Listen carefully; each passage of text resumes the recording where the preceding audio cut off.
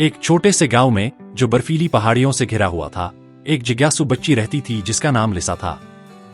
लिसा को सर्दियां बहुत पसंद थीं।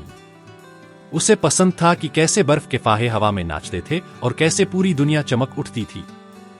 लेकिन सबसे ज्यादा लिसा को बर्फ के आदमी, स्नोमैन, बनाना अच्छा लगता था। एक ठंडी दिसंबर की शाम लिसा ने अब तक का सबसे बड़ा स्नोमैन बनाया। उसकी नाक गाजर की थी, आंखें काले चमकीले बटन की, और उसने अपने दादाजी का स्कार्फ उसे पहना दिया। अंत में लिसा ने अपनी दादी द्वारा दिया हुआ एक जादुई टोपी रखी, जो उन्होंने कहा था कि छुट्टियों की खुशियों से भरी है। लिसा ने पीछे हटकर अपने काम को निहारा। परफेक्ट, उसने फुसफुसाया। लेकिन जैसे ही वह जाने लगी, एक हल्की हवा उसके चारों ओर घूम गई। रुको, अभी मत जाओ। लिसा ने मुड़कर देखा और उसकी आंखें आश्चर्य से फैल गईं। स्नोमैन ने पलक झपकाई, अपनी गाजर जैसी नाक हिलाई और उसे सबसे प्यारी, ठंडी सी मुस्कान दी। तो तुम जिंदा हो? हाँ, स्नोमैन बोला। इस जादुई टोपी और तुम्हारे दयालु दिल की वजह से। मैं हूं जैक द स्नोमैन और मुझे तुम्हारी मदद चाहिए। लिसा ने हैरानी से पूछा, मदद? किस चीज में? विंटर स्टार, सर्दियों का तारा। यह हमारी बर्फ और गांव की जादुई चमक को जिंदा रखता है, लेकिन यह गायब हो गया है।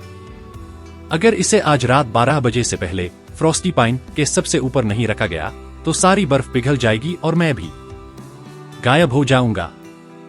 लिसा का दिल धड़क उठा। वह ऐसा होने नहीं दे सकती थी। चिंता मत करो, जैक। हम दोनों मिलकर विंटर स्टार ढूंढेंगे। दोनों चांदनी रात में जंगल की ओर निकल पड़े। पेड़ हवा में फुसफुसा रहे थे और बर्फ पर अजीब परछाइयां नाच रही थीं। अचानक उन्हें झाड़ियों में सरसराहट सुनाई दी। एक रहस्यमयी लोमड़ी बाहर कूदी, जिसकी फर चांदनी में चांदी जैसी चमक रही थी। कुछ ढूंढ रहे हो छोटे दोस्तों? उसने पूछा। लिसा ने उसे विंटर स्टार के बारे में बताया। लोमड़ी मुस्कुराई। शायद मुझे पता है यह कहाँ है, लेकिन पहले तुम्हें मुझे पकड़ना होगा। लिसा ने जैक की ओर देखा। जैक ने सिर हिलाया और दोनों लोमड़ी के पीछे दौड़ पड़े। वे बर्फ में हंसते हुए दौड़े और खेलते रहे। आखिरकार लिसा फिसलती हुई पहाड़ी से नीचे आई और लोमड़ी की पूंछ पकड़ ली। पकड़ लिया। लोमड़ी हंस पड़ी। तुम बहुत तेज हो। अब इस रास्ते से जमे हुए झील तक जाओ, लेकिन सावधान रहना, वहां बर्फीली आत्माएं इसकी रखवाली करती हैं। दोनों झील पर पहुंचे। छोटे छोटे चमकते जीव उनके चारों ओर प्रकट हुए।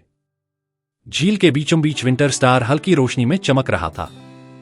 कौन हमारी धरोहर लेने आया है? आत्माओं के नेता ने पूछा। जैक आगे बढ़ा। दयालु आत्माओं, हम चोरी नहीं करना चाहते। यह तारा फ्रॉस्टी पाइन के ऊपर होना चाहिए ताकि सबके लिए जादू और बर्फ जिंदा रहे। आत्माएं आपस में फुसफुसाईं। फिर नेता ने मुस्कुराते हुए कहा, तुम्हारी दयालुता ने हमारा दिल पिघला दिया है। तुम तारा ले सकते हो, लेकिन इसे आज रात 12 बजे से पहले पेड़ के ऊपर लगाना होगा। लिसा ने तारे को सावधानी से उठाया और दोनों तेजी से जंगल से लौटने लगे। जब वे फ्रॉस्टी पाइन पहुंचे तो लगभग 12 बजने वाले थे। पेड़ बहुत ऊंचा और फिसलन भरा था। लिसा को समझ नहीं आया कि ऊपर कैसे पहुंचे। जैक, मुझे ऊपर उठाओ।